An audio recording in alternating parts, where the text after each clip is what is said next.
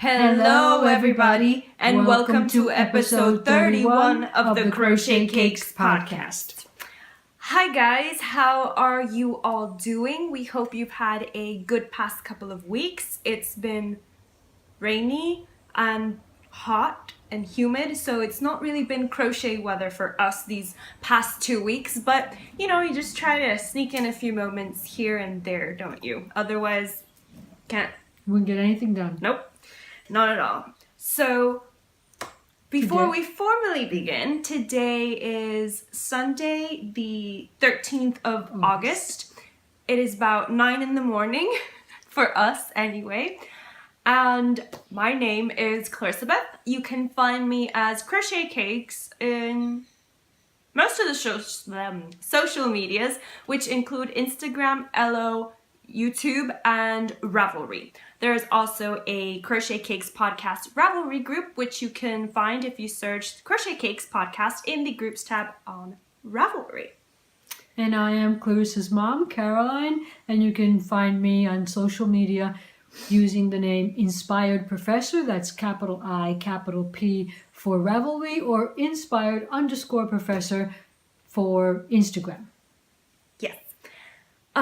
We have a very jam-packed episode for you guys this week, don't we? There's a lot of crochet, a lot of reading, no knitting because honestly with all that we have to share with you, I think with the crochet it's just going to be more than enough. And before we just begin with any of that crafty crochet goodness, I do have to announce that the Summer of Romance Cal, which was hosted by Claudia from the Crochet Luna podcast and myself, is just over. It's ended. It ended on the 5th of August, and I closed the finished objects thread on the 5th of August. I did pick a winner. I literally pulled the name out of the hat, but before we just announce the winner, I did want to do something a little bit special, and that is that I wanted to just thank every one of you who participated in the chatter thread or in the finished objects thread and actually managed to finish an object. It was great. I think there were about a total of 20 finished objects in the finished objects thread, and 20. Yeah, I think there was about 20, maybe 24? No. Well, yeah, I have to discount my comment and somebody posted twice. So yeah, it's about, maybe 20, 25 finished objects. And what we decided to do was kind of like divide the finished objects into categories. The biggest category of all was the shawl category. Many of you knit shawls or scarves and they were gorgeous. I couldn't decide, I loved all of them, so what I did was I random number generated to kind of pick names that I wanted to say, because I think that was fair. Then everybody had an equal chance of getting mentioned, right? So the first person I wanted to mention was Raz Webster, who is Rebecca on Ravelry, and she crocheted the Majura shawl, which is a shawl by Addie Day Designs, and it's a two-colored shawl. Well, at least she did it two colors, and her colors were just beautiful. And she chose the couple from a movie Somewhere in Time. I forgot to write the name of the couple, but I just thought that shawl was really, really gorgeous. And it also had beads at the bottom lace section, which I thought just made it extra special. The other shawl that got called up was the one crocheted by Rosalba. I really liked it when this one popped up because her shawl was very just delicate colors of rose and purple, but her couple was Faramir and Eowyn from Lord of the Rings, which I just thought was really, really cute that she chose that couple. So she represented them with the subtle tones, because Eowyn, she was a fierce fighter, but I don't know, I always thought she was very gentle in the movies. For the garment category, I just named the two people that crocheted or knit garments. And who was one? Do you remember? Faye. Faye. Of the Crochet Circle podcast. Yeah. Faye did the Netherton pullover, which is a knit pullover to represent Elizabeth and Mr. Darcy. Only like one of the most iconic couples in literature, I think. And the other garment that we had was one crocheted by Hannah from the Cozy Cottage Crochet, which is a crochet podcast. And she did a striped shirt to represent Princess Bride. It was Princess Buttercup and the Dread Pirate Roberts, because I always forget his name. I only remember him as the Dread Pirate Roberts. I think it was a W, but I don't remember. Wesley. Oh my god, how did you remember? I have no idea. It just came to me. Yeah, it was Wesley. And the only thing Well, my son was a fan of that movie too, so some of it sticks. Yeah. I know. The one thing I always remembered from The Princess Bride is, my name is Inigo Montoya. You killed my father. Prepare to die. I think it's the best line in the movie. Anyway, so those were some of the many participants in the Summer of Romance Cal, and I am so thankful to each and every one of you that participated, because you guys just make it extra special. You know, there's no point in running a Cal if no one is going to participate, and we get to chat together. And a lot of people mentioned how fun they found that the Cal was, and I just thought to myself, well, what makes a Cal fun? The projects you choose, how much you enjoy the project you did, how much you can share what you did with other people that are interested in what you're doing. So yeah, that's what makes Cal special. I also think it's the creative process, because making the connection between not just doing a project to do it, but it represents something and somebody that at some point made me think about something, or was impressed upon me, and so yeah, it's been fun. I didn't finish my lesions. They come up when you least expect them and least want them. But we kind of thought that the broomstick movement for making the broomstick lace was what was was very similar to knitting, and so it appears to be what was causing the pain. Just holding that knitting needle like this, even doing this now, it really hurts this part of my elbow here and upper arm, and that's how I kind of figured out as well that knitting was the one that was causing the most pain. Crochet, not so much, but knitting, I don't know, so just giving it a bit of a rest for now. Well, that's why I'm back today. It's, it's not usual for me to be here in 2 podcasts in a row, but I'm just here as a pinch hitter because so we can maintain the content while she gets back to her normal shape and can take over on her own. But Mom, we are here to announce the winner of the finished objects thread. Yeah, yes. So drum roll, please. And the winner is Country Dragon, who is Rose on Ravelry. She crocheted 2 beautiful shawls, and she represented 2 different couples with them. One was from the Spider Game of Christine Feehan. I used to read her Carpathian series. Honestly, she writes too many for me to keep up with. It just gets to the point where I was like, I can't keep buying these books. And her other one was Born of Ice by Sherilyn Kenyon. So Sherilyn Kenyon I really love her style of writing. I read, as I previously mentioned, read The Dark Hunters, which was the couple that I was representing in the book Sticks. But anyway, what do you win, Rose? What do you win? Well, you win a gorgeous, beautiful bag, which was sewn up by the shop and donated by Vivian from Pearl and Plum. I cannot speak enough good things about Vivian's bags. She's half of the. Oh, she's one half of the Keep Calm and Carry On. KCACY podcast. I was looking for the letters, KCACY. Because I know Allison says them so fast, and I was trying to get that movement. It took me a while. I was like, KCA. I just always call it the Keep Calm and Carry On. But once you mention it, it keeps coming back. Yeah. So her Etsy shop is Pearl and Plum, as I mentioned, and she makes Beautiful bags. the most beautiful bags, guys. Seriously, she has such an eye for fabric and combinations, and this is an And her example. style is very nice too. Yeah, this is an example of her sock bag. So you can see just these beautiful tones of teal and orange, and inside she always puts pockets, which I love. And there's a gray fabric as well. And this kind of top kind of feels a bit waterproof. So when you cinch it up, it'll protect your garments. And I just love them. They look like little lunchboxes. Yeah, it's very nicely made. So you win this bag donated by Vivian.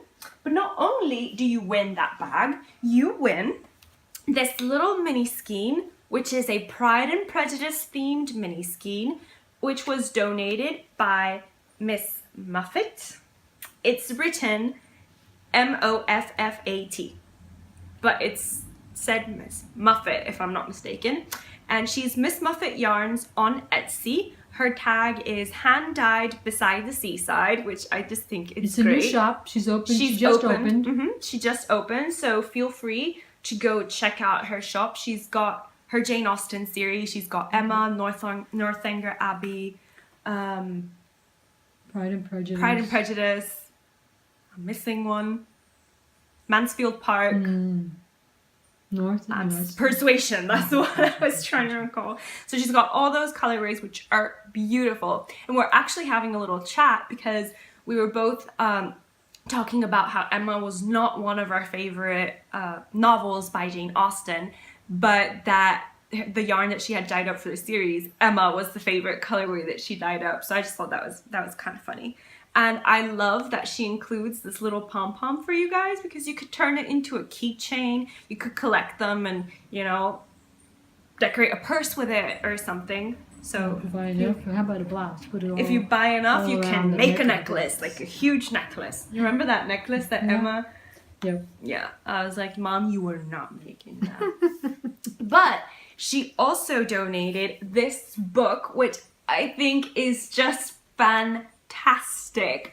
So this is the Jane Austen Handbook, Proper Life Skills from Regency England.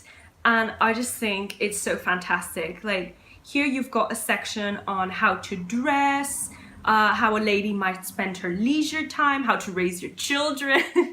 So I thought this was just fantastic. And I just thought it was kind of amazing that she thought to donate a book because it makes sense. I don't know why I don't think about this, like summer romance. Yeah. If I would have really thought it through, I would have probably purchased a copy of the first ever romance novel I read and the one I think I read the most often still whenever. Yeah. It's called Lord of Scoundrels by Loretta Chase. I could have bought that. Next time, guys. Next time. But yeah, so you win.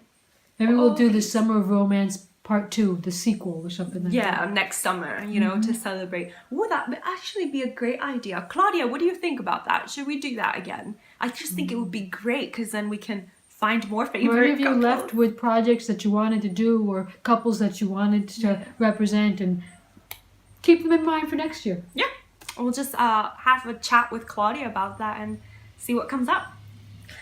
Right, so congratulations to the winner. You win. Da, da, da, da. And as soon as you get in touch with me via Ravelry or Instagram private message, whichever one of those you prefer, with your address, I will ship this out to you. Okay? Right. So thank you once again to everyone. And for making it fun. Without you guys, I mean, what's a Cal without participants? Yeah. So just thank you so much and congratulations because really you all are amazing people and can't thank you enough. So in case you were left with, I want to keep participating in more Cals, we bring to you a segment that we've decided to call 3, 2, 1. Hook it into shape. Shape it up. I forgot the words. I didn't practice it enough. If a project comes along, you must hook it.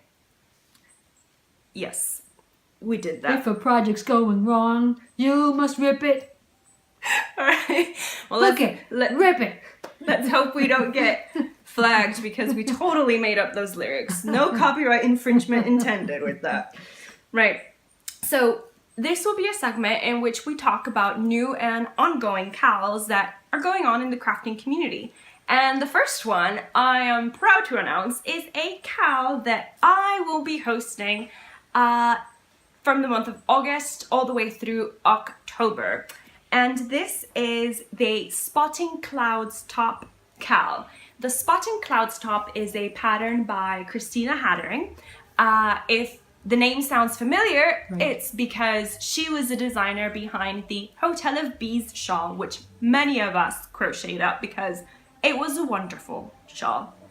So this is the second garment in her series, poetry. Yeah, the poetry series. And so the first one was the Picking Flowers sweater. We talked a little bit about. We talked a little bit about because she's running a CAL in her Facebook group. What makes this one kind of special is that the pattern is free. It's free, so if you've never tried a Christina Hattering pattern, it's a good way to familiarize yourself with her writing style. She always gives a beautiful background story for the project, and she's very detailed, and she provides a lot of descriptions for the pattern and how best to go about it. And she includes photos, so if you've never done a garment before, it would be a good project to start with because of the fact that she's got so many details there to help you along. And not just that, she also said that she will be participating in the chatter thread, which will go live on the 14th of August, but the CAL doesn't officially start until the 21st of August to give you guys time to think about what yarns you want to use. Since it's a free pattern, I hurt no one by saying that for the top of the shirt, for what you normally call the yoke section, she used a 100% cotton yarn. She used Catania by Sheep Cheese, I think it is. So if you want to buy the same yarn she did, that gives you a couple of time, a week to get it. I know that yarn.com sells Sheep Cheese a bit more expensive because they import it.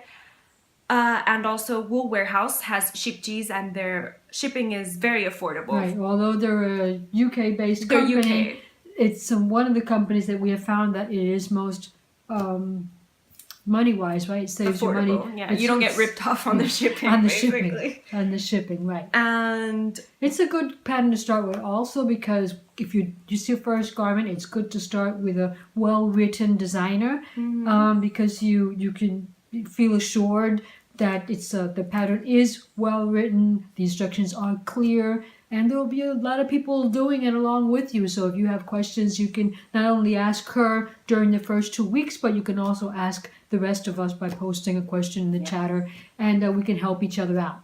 It also is good for beginners because of the shape. I think it's a very beautiful shape. It's not tight. Right. It's nice and loose. Or it could be tight if you wanted to make it, but you could also wear it in a looser fashion. It can be made short. It can be made into a tunic. And that is because as we said, for the yoke section, she uses 100% cotton, but for the body, she uses Sheep Cheese Whirl, which is a 50% cotton, 50% acrylic blend, and it's kind of a gradient. And it's one of those cakes that is so in fashion right now, and it uses 220. It has 220 grams. She doesn't, in the design, she doesn't actually use it all, but she does say that you can keep adding to it and you'll get a tunic. If you use all of the cake, you would get a tunic. Which I think is brilliant, because if you do want to use all the cake, then you're welcome to, and if you don't, stop where she stops, right? Right. So I'll be putting Christina's information right on the screen here, so you can follow her on Ravelry, on Instagram, where she is a spoonful of yarn, and on Facebook as well. She said you could contact her in any of these 3 venues with questions, and she will also be participating in the chatter thread, which is why I'm opening it a week before the CAL actually starts. So if you have questions about yarn substitutions or anything like that, she can address them. Right, if you want to use a yarn from your stash because you don't want to pay to bring in a specialty yarn from somewhere, well, it's a good chance to write to her and ask her, I have this yarn in my stash,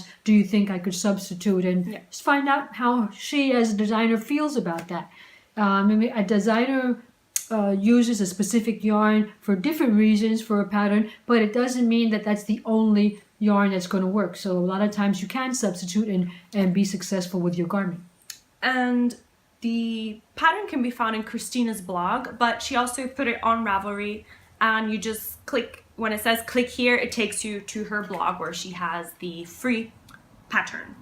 Right, so it'll run, as I said, from the 14th of August, which is when the chatter thread opens, to the 14th of October.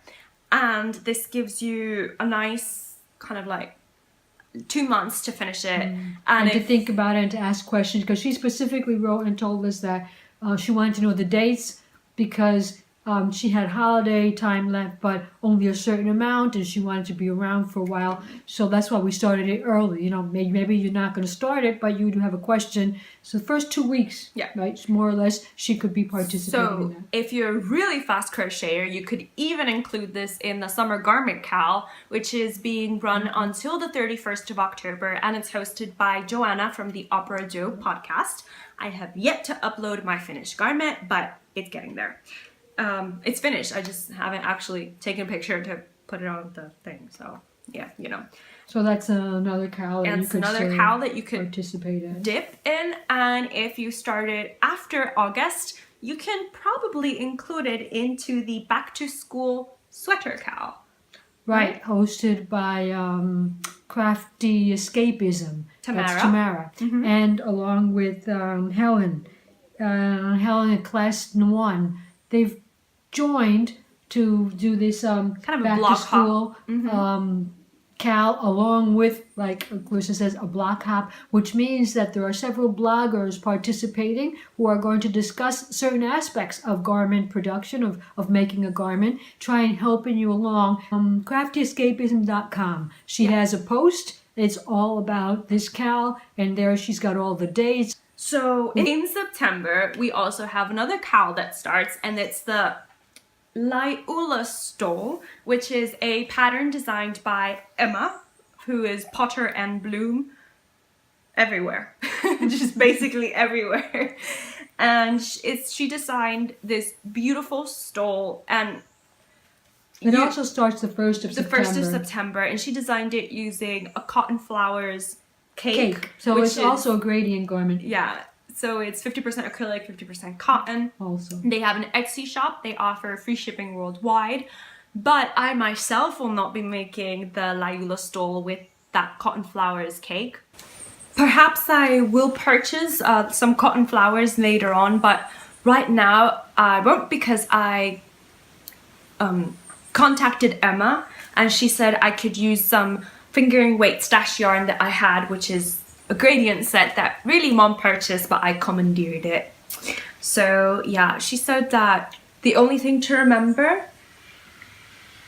well, is that this is a drapey garment. So you want to make sure that whatever yarn you choose lets the garment drape, creates a drapey garment. So she said to use maybe 100% cotton wouldn't be a good choice, but it's up to you. As it is, the cotton flowers yarn is 50% cotton, 50% acrylic. The gradient skeins I'll be using are actually 100% wool, so you know that's drapey, and they're a fingering weight, so that makes it drapey as well.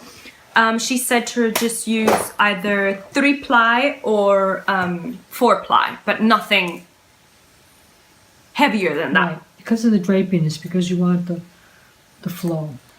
Yeah, and I guess just the last thing to mention is remember that Faye's Festival of Finishing Crochet Make-Along actually ends on the 31st of August, and that was for projects that had been in your, you know, ignored for the better part of 3 months or more. Then this was an opportunity to get them finished. If you guys know of any other cals that will be running or that you would like to partake in, then please comment down below. I do enjoy reading your comments and keeping up to date with everything that's going on in the crafting community. And we really rely on you guys to keep us up to date, because we can't be, you know, all the so time. much happening out there that it's hard to keep up. Yeah, it is. So I think it's time, now that we've done all that caling, cal talk, that we talk about what we're wearing. Okay. So, Mom, what are you wearing?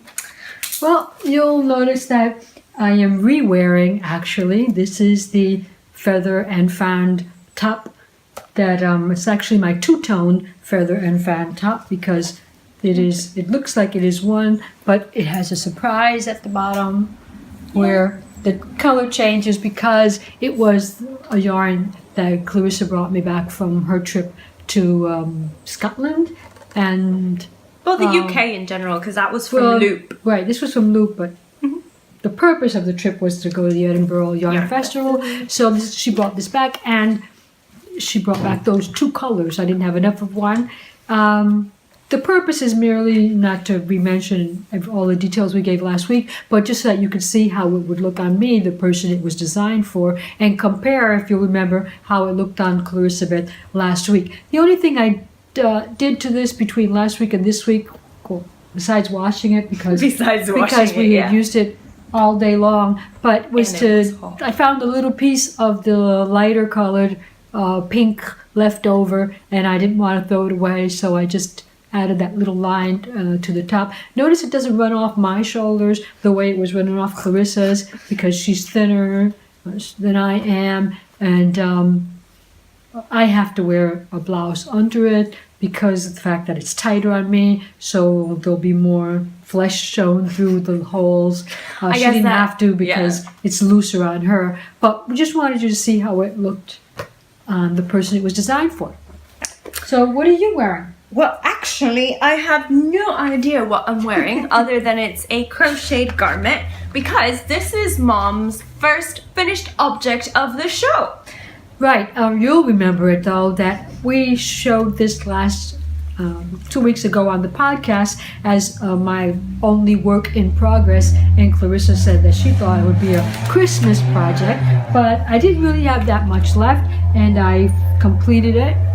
It is the DMC top with a collar that we also showed you the purchase pattern. Remember the purchase pattern, just to give you another show so that you can compare.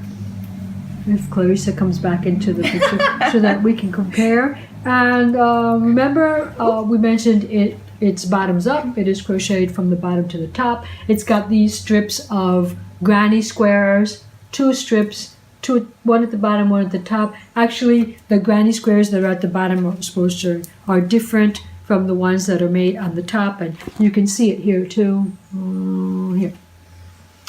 But I do want you to notice that one of the things that they mentioned in the pattern is the gauge is really important, and I wanted you to give you an example, real life, face to face, of what gauge means, the difference that it can make in a garment. For example, if you look at this one here, right, and we compare it to the model next to me, you will notice that I have gauge problems. Okay, I went up a hook size. They recommend 3mm. I used a 4. But even so, if you look at, it's probably more noticeable at the bottom. You want to stand up for a moment. If you look at, I don't know what I'm looking at here. Oh, okay. If you look at the squares at the bottom and you look at my squares, you'll be able to see, turn this, okay, there you go. You can see how these that are here are much wider than mine. Even though I used a bigger hook size, I still didn't get the gauge. And also you'll notice that looking up here at their collar where it reaches, and you look at my collar, how much shorter it is, that was because, well, number one, gauge problem. It's obviously because my gauge, in this case, it's my height. My height gauge is not reaching what it should. I had to make the garment much longer to reach the dimensions that they gave in the pattern, and therefore my collar doesn't reach as far down as theirs does. It's okay, it can be worn like that, but it's not exactly the way the original was. It also caused me to use more yarn. And since they sell you the pattern with the recommended amount of yarn, they sent me 5 balls, and I would have needed more. So I made the collar a little shorter because I was afraid I would run out of yarn. Okay, but this is It's a learning experience. yes, and also it's good, since one of the issues that we're going to talk about as we make our garments in this upcoming cal is the stressing the fact that gauge is important. It is important to do that swatch. It is important to try and get the gauge, because if not, your garment will not come out the same. And it is important to know your body measurements. That is crucial when you are crocheting a garment.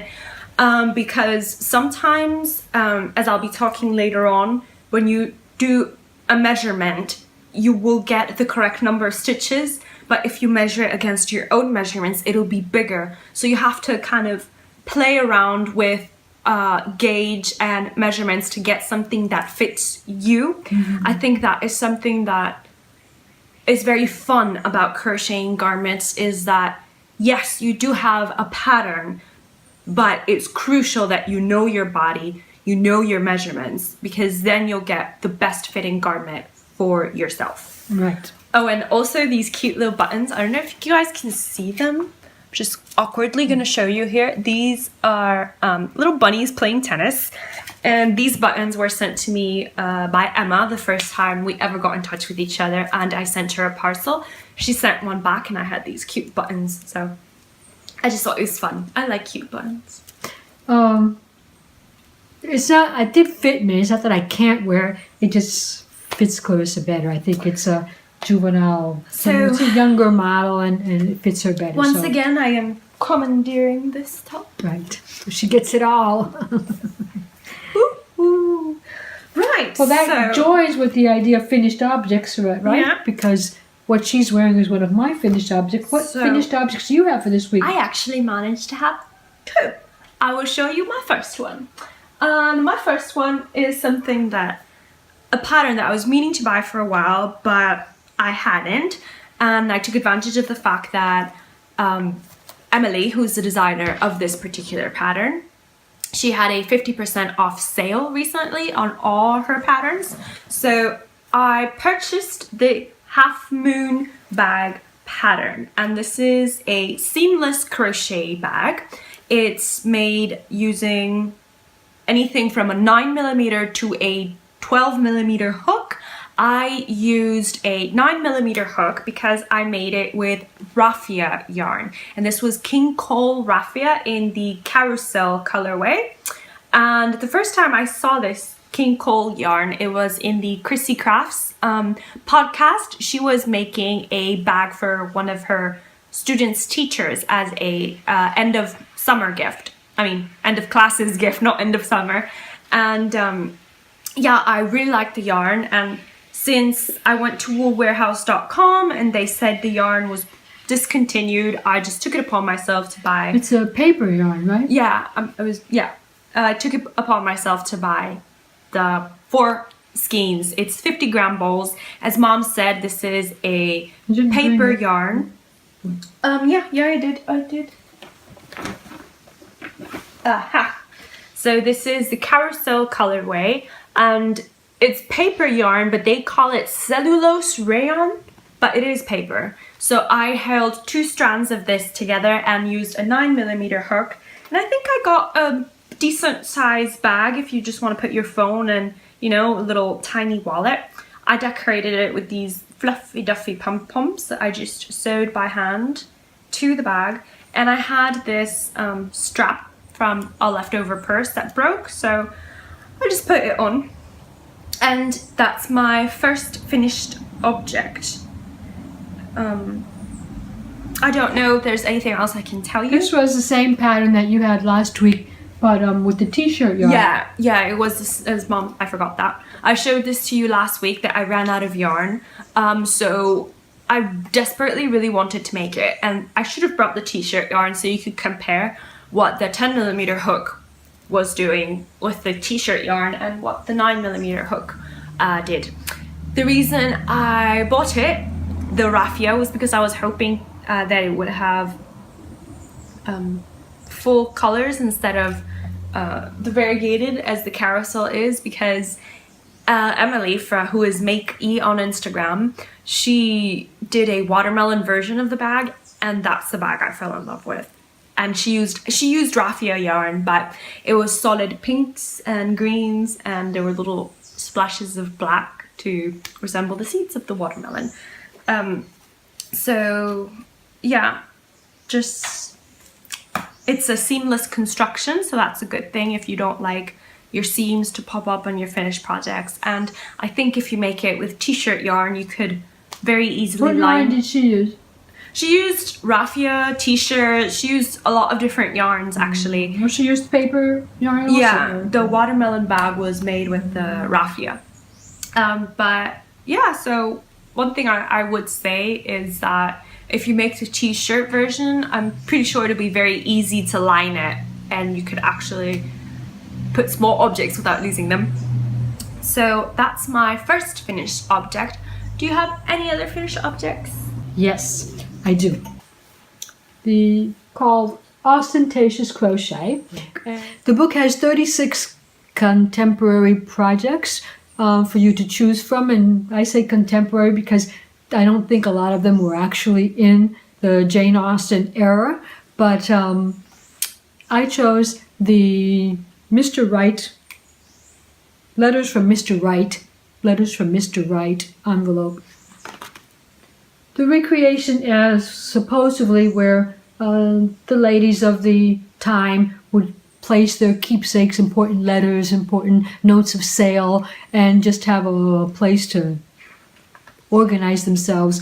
And I thought I used Aunt Lydia's, this is the Bridal White, Aunt Lydia's Bridal White yarn doubled. I used its number 3 and I used it doubled. I also went up a little bit on the hook size. They used a 4, I used a 4.5.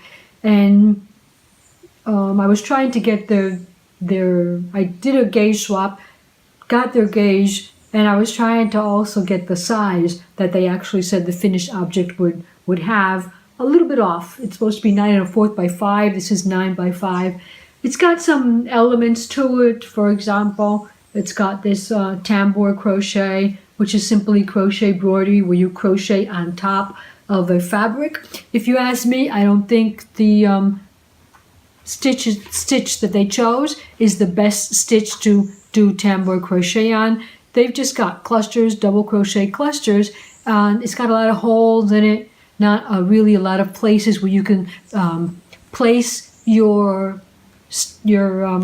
hook so that you can bring up yarns. For example, when you're making a curve in embroidery or even in tambour crochet, you need to take up very small steps so that from a straight line you create a curve. You can't really do that if you have a stitch that's too open, and so you don't have a lot of choices of where to put your hook. So it was a little troublesome, the tambour crochet. It was at the time wasn't the easiest to create the curves because of where I put my stitch so that you actually have at least a little bit of thread between your previous stitch and the next one. But one of the things that I did to it, which they didn't do, was I lined it. Just because if I was actually going to use it. Not only because of that, because it was very flimsy. Even though I used double crochet, it was flimsy, and I wanted to give a little support. Actually, what I think I probably would have done was before I lined it, I probably would have put in some type of material, some insert to make it harder so that the bag doesn't fold over when you put your letters in it.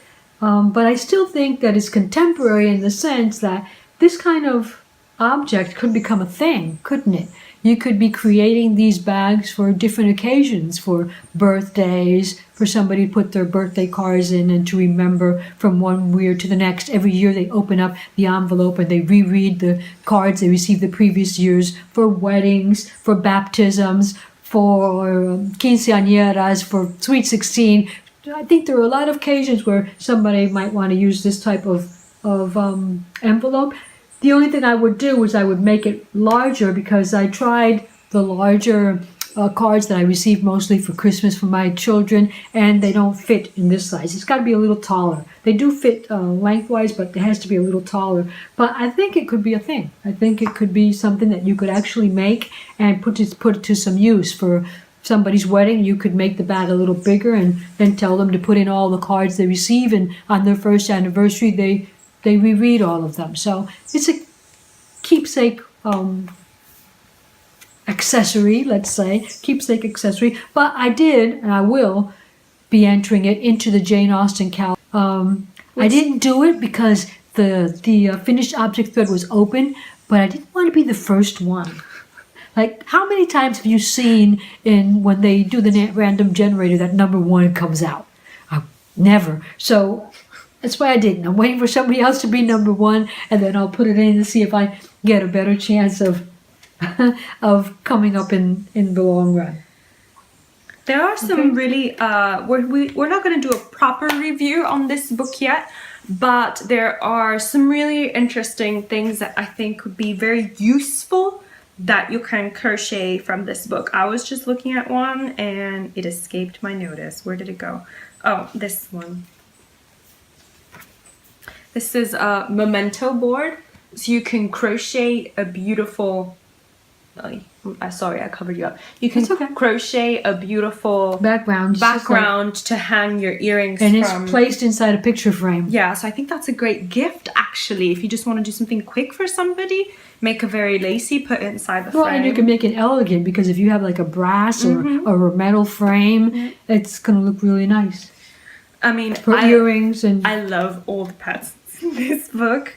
I would love to wear them, but most of them are crocheted in worsted weight, most of the garments, and that's just not fun. No. Not for Puerto Rico. I mean, if I was living in Scotland, I would probably very much welcome a worsted weight. Well, I did pick one as well. I don't know if we're going to have a Meet Your Maker section, but I'll just show another one that I think that I'm going to enter into the Jane Austen cal, which is this Bolero. Yes, this vest, this little bolero. Here's a better picture of the back. I love the gray and I love the laciness of it, and I think it could be very useful once it's done. Do you have another finished object there? I do, thank you for asking. I have a Greenland, what I've called my Greenland puff beanie, and this is a free pattern on YouTube. It's called the Puff Stitch Beanie 2.0, and it's a video tutorial by Zorella. You can also find the pattern on Revelry, and I believe in her blog as well. Now, it's just a puff stitch beanie. It's a slouchy puff stitch beanie, and let me put it on so you guys can kind of see. And she made it using Vanna's Choice or Karen Simply Soft. Can you guys see? Or Karen Simply Soft yarn. But I wanted to make this for my cousin. Ooh, big halo. Yeah, I wanted to make this for my cousin because she gifted me this yarn. Well, she gave me this yarn so I would make something for her, and it's 100% musk ox yarn that she bought from Greenland. It's the softest yarn I've ever held. I'm serious, guys. I mean, I thought merino was soft, but this is like 100 times softer. But she also brought some extra for you. She also brought some for me, yeah. And she brought some so that I would make her something. This yarn has a huge halo. I don't know if it's coming up, but it's just has a huge halo. It's really soft. I used a 5mm crochet hook for the brim of the hat. I think she uses a 5mm all the way across, but I wanted my band to be a bit smaller than the actual hat. And the hat, then, the puff stitches are crocheted in the round, and I used a 5.5mm hook. Now, for me, I find that to have a brim made with 5mm is a bit too big for my head. I don't mind the slouchiness of it. I do mind that the brim, I find it a lot bigger. So I used 2 strands of fingering weight held together, which would make a DK weight. So I think that for the next one I make, I will use a 4.5 millimeter for the brim and a 5 millimeter for the puffs. I actually had 50 grams and I had about 20 grams left over. So it's more than enough if you want to use up scraps, because they were 50-gram balls. And you had 2. Yeah, I had 2 held together, but essentially they were just 50-gram balls because I was using them double, and I had about 20 grams left over. Yeah, but you were using, the weightage would have been more. Fingering weight, yeah. So you probably, for DK weight, you probably need about 60 grams maybe. We'll see. I'll let you know because I do have plans to make this again. It's such a quick, lovely make. So I think everyone who lives in the States is going to be getting hats from me for Christmas. Hats from you and slippers from me, or Yeah, we got it all planned. yes, we will be hosting the Christmas Cal. I want to start it in September, not in August. So because I know as makers, we probably should start making gifts in July, especially if you're slow like me. So, oh, the other thing I did for the hat was that I just crocheted 15 rows. I did not crochet the 18 rows that she recommends in the pattern. So, now that we've shown you all our finished objects, I think we can start with what am I hooked on? So, what are you hooked on? Okay, last week you'll remember that we were talking about one of the, well, not last week, but the last podcast, we were talking about projects that we were going to call Meet Your Maker projects, and I had mentioned that one of my Meet Your Maker projects was going to be the blur shawl. Okay, in my Snoopy bag we have the blur shawl that I began. This is the 80-day design by Dion, and it is a crescent shawl that uses either 5 or 6 colors. They are blurred together using a series of stitch height changes. And this is my shawl. I am incorporating 6 colors. If I can go back, get a better view. And I also chose the option of going from thin to thick. So I've got thinner, there are thinner stripes at the beginning, and I'm going to end in my thickest section. The colorways of the yarn were from a set that was made by Kayleen from Little Bean Loves, and they were based around this colorway, which is the Don't Call Me Nymphadora colorway, and I am calling it my Nymphadora or my Tonks and Lupin shawl because the Nymphadora fades into like a midnight blue purple because Lupin was a werewolf. And so I'm almost done. I've got about 8 rows left before I finish it, so it will soon be a finished project. What hook did you use? I didn't change my hook size, used the same hook that she suggests. She uses a 4.5 for most rows except for the single crochets, where she suggests that if you would like, you can change to a 5mm hook so that it's easier when you go in the next time around. So that's what I'm hooked on. What are you hooked on? That looks like a blanket. It's a very big shawl, that it is. What am I hooked on? Well, remember in the last episode that I was talking about how I wanted to make a blouse with the lace weight yarn that Catherine had gifted me?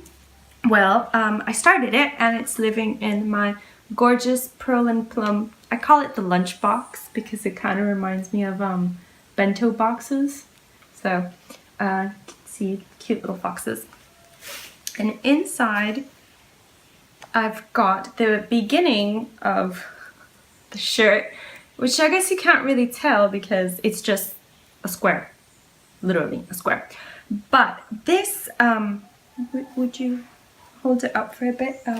I don't remember the name of the pattern right now. that is just a pattern. It's called the Crochet Boho Chic Summer Top, and I found it on Blog Loving. I'll put the information as always below, and it's using, as I said, Catherine's South Atlantic lace base, which is 100% British Falkland Merino non-superwash. It's 100 grams, approximately 800 meters. Right now, I am almost at the armhole shaping area, and it's a free pattern, so the way you shape the armhole is by adding multiples of 9 at either end of your sections. So you'll chain 9 here and then go back and chain 9 on this other side, go back. So basically you create like a T, right? It's more of a T shaped. This pattern it's more like a recipe. I call it a pattern, but really it is more like a recipe. She tells you what each row should be, and 3 rows make 1 repeat, and they are based on a 9 stitch count. And the reason I call it a recipe is because even though she does recommend a cotton yarn, she uses size 3 cotton, which would be like Aunt Lydia's 3 or mercerized cotton, is because since all the pattern, as we mentioned previously, is based on your measurements. So once you know your measurements, you can add or take away stitches on this pattern based on a 9 stitch repeat. So for me, I stopped this part at 81 stitches, because if I did 90, it was going to be very loose, especially with the blocking, because this is lace weight, so it'll open up a lot more. It was going to be way too loose. So I just did the 81 stitches, which will actually give me kind of like a form-fitting top. The difference also would be that this lace weight yarn, the stitch definition is not as exact as if you had a heavy cotton, which probably if I would have done it in cotton, I would have probably gone for the 90 stitches, because cotton doesn't really stretch horizontally. And crochet, the nature of crochet is to stretch vertically, not horizontally. But since this is lace weight, it still has a lot of give. I am using a 3.75 hook size for it, and I find it very... It's also not a quick make, because it's in lace weight, takes time. You hadn't started this the last podcast, right? No, I hadn't. So this is about 2 weeks of work. Of course, she doesn't work on it 24 hours a day, right? Because she works outside, and so it's just a couple of hours, maybe every night or something like that. Every night I do. But it takes long. Lace weight takes a long time to work on.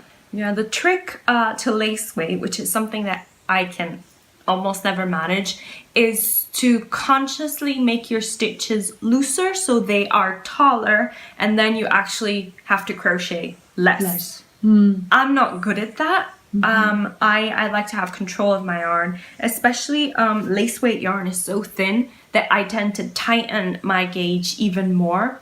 This was my first time ever working with lace weight yarn.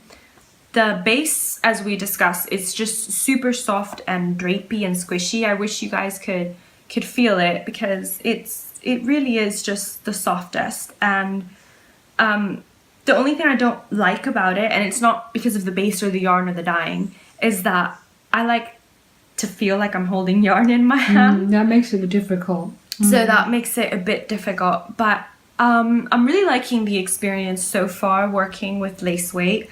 I think the colors are looking very pretty, very summery. And I feel that a lace weight garment, crochet lace weight garment, is probably something you can use a lot if it's hot, because gives you such open stitches. And yeah, I think that's all I want to say about it for now. You'll know more about it the next time I podcast. Hopefully I'll have finished the front and started on the back, because it is two pieces, and then when you sew it together you get the sleeves. So yeah, just this one, it really is, for this pattern, it really is key to know your measurements, because depending on your measurements is the multiples of 9 that you're going to need for your starting chain. Depending on your measurements is how long you're going to have to make it to actually reach your armhole area. So yeah, it's just But I'm really liking it. It's really soft and it's fun to work up even if I can only do 2 repeats a night. So, are you working on anything Yes, else? I have one more project. I think we talked about it the last time also. We had mentioned that we had purchased this book of top-down sweater design, crochet sweater design, and I we have a purpose of reviewing the book. In order to review any guide like this, you should at least make at least one of the patterns that's inside so that you get a feel. I mean, if they're all written by the same designer, so you get a feel for how clear the instructions are, how helpful they are, the organization and all that. So I chose a pattern from the book. I chose the Luna pattern, the Luna blouse, like I told you the last time. And the beginning of the book has a couple of has a part 1, which is on techniques. It has a couple of chapters on different aspects of the design process. And the second part of the book are actually the patterns. So I chose a pattern, and for each section of the pattern that I have been working on, I have been going back to the technique portion, and I don't know if they can see it. I'm not on that side, but there's a bigger picture on the other side. But then I would go back to that section and read it, and then start that part of the top. So here's where I am up to now. I using fingering weight yarn? No, wool. Oh. Wool that they mentioned here as the base that they used. I couldn't get gauge, and it was difficult to continue to increase your hook size. They start out with a 5, and I was already feeling like too loose so that my stitches had a nice definition to them. So I chose a yarn again that Clarissa had brought me back from her trip to Edinburgh Yarn Festival, and it was another yarn, cotton yarn. Rowan cotton yarn, and I started creating my top using that yarn. It's 100% cotton. Depending on where you read, they'll tell you it's either a sport or a DK, but that's the yarn that I got my gauge, horizontal gauge and also vertical gauge. So I started stitching it up with that as I took my measurements, and as I did the neckline, I read about necklines. As I did the yoke, I read about yokes. As I went on to the body, then I read about body measurements and how to connect the body and all that. So I've been reading it little by little and crocheting up. This Luna blouse uses a special stitch. Most of the garments in the book use long stitches and a large hook to get nice lacy fluid flowing fabric. So I'm using 5.5 millimeter hook with this, and this is called the linked double treble crochet stitch. I'll insert here a little video on how that stitch is made in case you haven't made one before, and also a closer look at the type of fabric that it creates. Right now this one is backwards. So in the double treble linked, you've got a treble stitch, and you see these 3 bars, these 3 horizontal bars. The idea is to go into each of those. That's where you're linking. Pull through. The second bar is here. You pull through. The third bar is here. So if I can get in there, you pull through. And then you connect to your fabric. In the next stitch, pull through, and now we're going to go back through 2 at a time.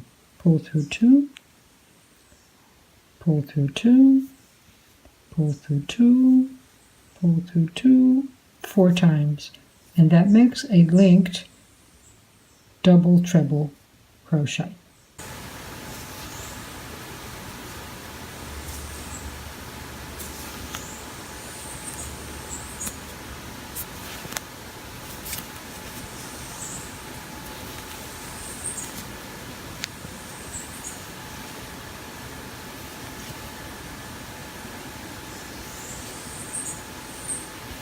So that's the linked double treble crochet, and you'll notice the type of fabric that it creates here. See all of these lines? Those are the lines where you have linked. This is the front side. Some people prefer to use the other side. If I must say so myself, I do like the other side better, but for this project they specifically stated that this would be the right side of your fabric. A big picture here. I'll show you a little close-up. Maybe that's better for you guys. So you can see this is the Luna top. Do we talk about the yarn? Yes, I mentioned it's that a Rowan. It was Rowan. This is the color Pine. This is the color Pine. I'm making the small. I am making the small. I am seeing it a little bit big, even though I'm making the small and I had gauge. They suggest that as you continue your project, you measure your gauge several times while you're doing your project. I keep measuring and I keep getting gauged. So it's supposed to be it a might fitted be garment, right? No, it's not. If you look at the pictures, it's loose. It's not. You can see the looseness of it. It's not tight at the body, but I don't know. I'm going to wait until the end to decide on that. It is cotton, so it might be able to just go into the dryer and shrink up a little bit if it's too big, and if not, well, then it'll just be gifted. Okay, so that's my the second thing that I'm hooked on. Anything I think it's else? going to look great. I think it's going to look really great. And for the... Oh my god, I blanked out. For the back to school sweater cal, I'm also going to be making a sweater pattern from this book. Going to be using a yarn that I'm very excited to be using. I showed it to you once a long time ago in a land far away, and it was the Hermione yarn that originally I had chosen to knit a cardigan. I never got further than the Cast on. No, I got 4 rows after the cast on, but that was it. I have been working a little bit on something that probably shouldn't be working on considering the weather and how humid and hot it is. Some days it's hard to pick up any crochet at all, isn't it? Just the thought of holding even if it's cotton. It's just, ugh, I don't want to do this. But I have been working on something that you will not have seen for a long while. And yes, it's in a Christmas bag because I cast this on December 24th. And it was the one thing I really wanted to finish for Faye's Festival of Finishing. But I didn't because I'm making it using scraps. And it's, you're going to have to help me here. It's this beauty. And it is my Harry Potter Granny Stripe blanket. Here is, I don't know if you guys can see this stitch marker floating about in there. That's where I was last time I showed it to you. So I've actually added about 8 or 9 rows to this Granny Stripe blanket. And it's actually been giving me a lot of joy. I even started weaving in the ends on this corner. All these are woven in. I just have to block it and then I'll cut them off. These haven't been woven in. But I figured with my strong dislike of weaving in ends that it was probably better if I started weaving in them in now. So most of these yarns are purchased from Kayleen and they've been left over from projects. I know the names of every single one of these yarns, but I'm just going to mention the ones I've added since we last talked. This one was gifted to me by Catherine, so it's 95% Romney Lamb's wool, 5% Shetland, and it's her Scottish thistle, and I chose it to represent Hogwarts because Hogwarts is in Scotland. We've got Slytherin Common Room. This is Sectum Sempra. I combined 2 different reds to create it. This is Molly Weasley, Mooney, Flowers for Dobie, Scottish Thistle again, and then I'm just repeating it. This is the Elder Tree, Happy Christmas Harry, and this is Dirigible Plums Keep Off. So those are the ones I've added recently and hoping to add lots more because we made some purchases of DK Weight Harry Potter themed yarn to actually make some hats for Christmas, and when that's left over I'll include those in my blanket because it's as you do. For details, I will have to get back to you on that when I actually start more details, the Ravelry project page, because I don't remember how many chains I did, and I'm pretty sure there's 51 granny clusters there. So I think it's multiples of 3 that you have to do for the granny stripe. So yeah, but I used Bob Wilson's 1-2-3 tutorial. It's a video on YouTube, so if you want more details you could go check out her video. She explains everything, even how to do a join that doesn't require weaving in the ends later. But I couldn't do it because I'm pretty sure you have to have plies in order to do it, and most of the yarns I included in this project are in a simple DK base, which means it hasn't been plied. So those are the 2 things I've really been working on. And speaking of Harry Potter purchases, I think that's a good segue to talk about acquisitions. A couple little acquisitions that we did for you guys. So why don't you go first, because you had mentioned this last week. Right, last week I had mentioned one of my Meet Your Makers projects, which was going to be the Picking Flowers sweater by Christina. And this was the yarn that I thought was in the basket, but then remembered it wasn't because it was on the way. It's Summer Bouquet from Forbidden Woolery. It's in her Proverbs base, which is 60% organic cotton and 40% linen. It's a sport weight. And it's a sport weight. It's a nice blue and shades of blue with a little bit of some yellows in there, yellow-orange. And so I'm hoping this will work out for the body. Along the sleeves, we had said that it has strips of motif, of flower motifs that are simply going to be in a contrasting color, which I think is just going to be another linen that I have around there. So I didn't purchase anything special for that part of it. I don't know when I'm going to get started on this, but I do have the 3 skeins of this yarn that I need to work it. So at some point when I'm finished with this book review and the cow that's coming up and all that, well, we'll get there. We'll get to making this one. So the first acquisition is actually something I showed in the previous episode, but I didn't really go into detail about it. So this is the extra large tote bag that I purchased from Pearl and Plum. And it's made in kind of like a plasticky fabric on the outside, so it's very waterproof, so it can actually use it as a tote bag when you go outside. The handles are reinforced, very nice, very nice. And on the inside of the bag we have a pocket up here. We've got lots of to hang your keys or your stitch markers, and we've got about, how many pockets in the bottom? 1, 2, 3 pockets on the bottom of the bag. I'm not really showing you the inside of the bag because I stuffed it with stuff, so it'll be easier to show you guys the llama design, but seriously. It's a beautiful bag. Yeah, I saw it and I was like, I need that. And she This one was purchased. Yeah, this one was purchased, but she very kindly also gifted me a little Japanese knot bag to say thank you for the purchase, which is, Yeah. it's just so sweet. And yeah, it goes that way. The short one. And very well made, very beautiful. Like I said, I'm a big fan of Vivian's Very bags. cute wintry pattern. Nice to think about that when In we're this boiling heat. in this heat.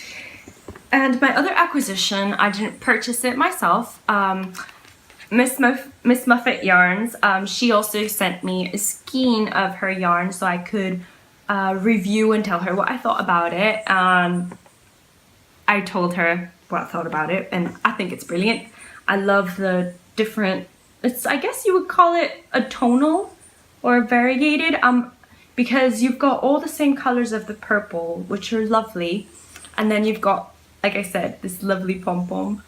I just love it. I just love that pom-pom, which is weird because I'm not a pom-pom person normally. No, but I'm seeing it as a keychain, and I would love to have pom-poms on my keychain. It's like I don't like them on my clothes, but for accessories, like keychains or maybe a ring, you can do a pom-pom ring. How's that? So yes, this is 75/20. Oh, did I mention they smell good? 75/25 sock weight, and this is Northanger Abbey. So if you're a Mr. Tilney and Catherine Morland fan, there you go.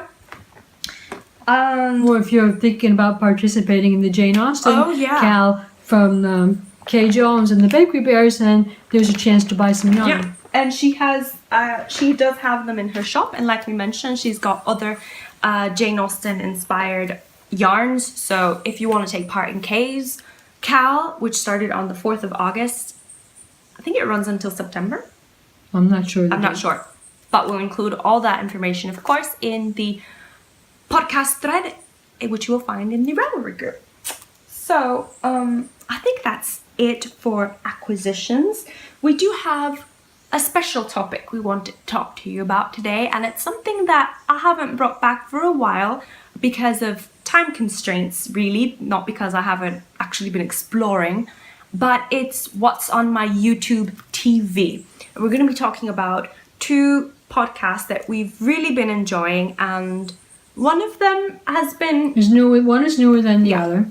We were both friended by Hannah of the Cozy Cottage Crochet podcast for some time now, I think. Yeah. But I just started for some reason watching her podcast. She has about 9 episodes up, and it's a very enjoyable podcast. She is very bubbly, and she has a very engaging personality, and that makes her podcast very entertaining. She's very informative. She's very down to earth. She likes to keep her projects the expense of the project and low budget. She likes to work a lot with yarns that we could find anywhere, but the projects that she picks are really nice projects, and she always adds her special touch to them. And so it's a podcast, another crocheting podcast that I would invite you to stop by and visit, and I assure you will enjoy it as much as I have. And she makes a lot of garments, because I totally agree with you, Hannah. She was saying in one of the previous episodes, I want to make things that I can wear. And you know, it's not just the best, because sometimes we make things just to make things, and there's nothing wrong with that. But if I'm going to invest a lot of time into it, effort, money into the project, I want people to see it. You want it to fit at the end. So yes, that is very true. And anything else you've been watching? Yes, recently I got tagged by Charlie, who is Love Charlie Crochet on Instagram and on YouTube as well, because she recently uploaded 2 vlogs. She's got 2 vlogs going on. One of them, she talks about all her a little yarn haul that she did and introduces some of the projects she's been working on, which are amazing. And in the second video, she really talks about her crochet whips, because I think she does other needlework. She does, I think it's embroidery and crochet. It's what she does. So I just think it's brilliant. And what we found, I guess not funny, but curious, was that she said we had inspired her to actually start this podcast. And the reason I say I find it curious was because when Mom and I sat down to watch it, we're like, but her projects are just so amazing, and she's so organized. She's so organized. Her details, her stitches are so right there, and I was like, I feel ashamed.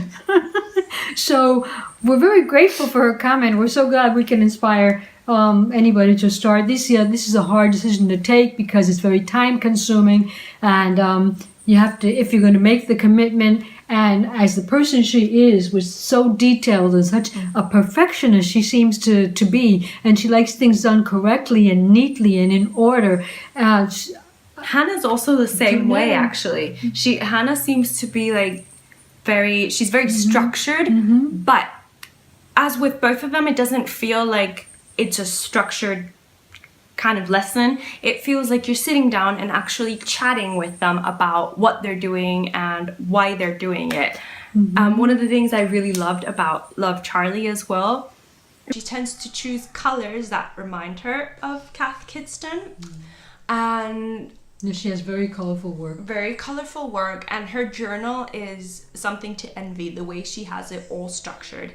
I mean, seriously, I felt The amount of time that she puts into selecting colors and making sure those colors are pleasing the way, to her. right, They complement. attractive, the way that they complement each other, and so she puts a lot of time into her design selection. She also designs Yes. patterns, and at the moment she's putting them up on her blog for free. And she's got a beautiful dishcloth that I want to make. Yeah, I want to make And, it too. I already have a plan. It's gonna So be great. welcome to the community, Charlie, and we hope all goes well Yeah. for you.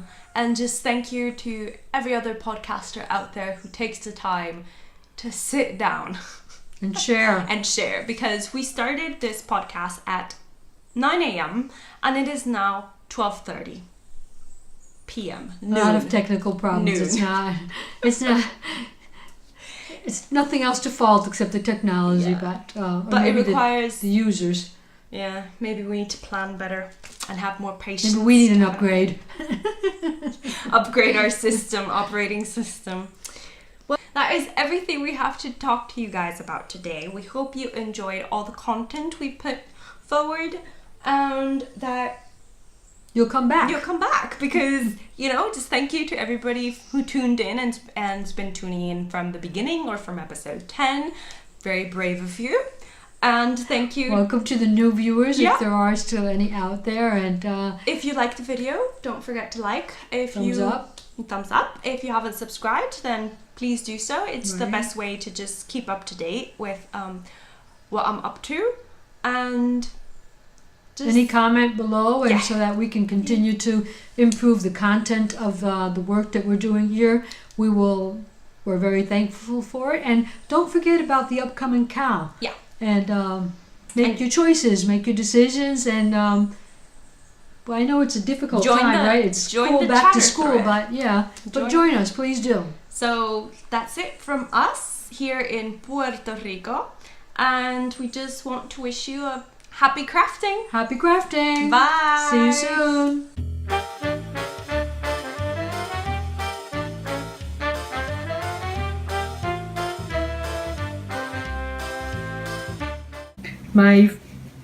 Is it just one? But my first finished object is, I want to talk a little bit about before you showed it. So let's start again.